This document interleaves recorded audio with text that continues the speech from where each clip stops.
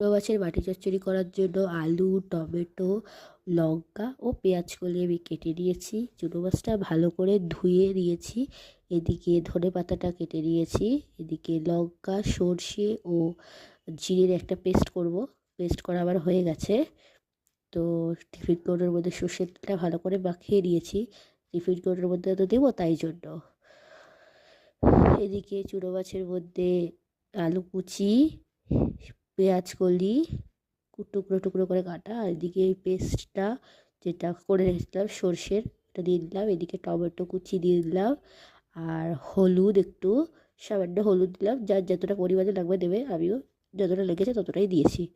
জিরের গুঁড়ো সামান্য দেবে, যেহেতু জিরে বেশি দিয়েছি, ওই গোটা জিরে, তো তাই জন্য পেস্ট দিলাম।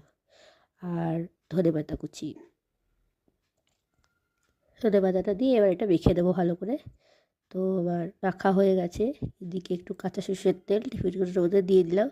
তারপরে 3টে চেরা লঙ্কা, যে যেমন পরিমাণে ঝাল খাও, দেওয়ার পর তারপর এটা একটু গরম জলে ভাপ করে দিতে বসিয়ে দিলাম। আমার চুনো মাছ কমপ্লিট।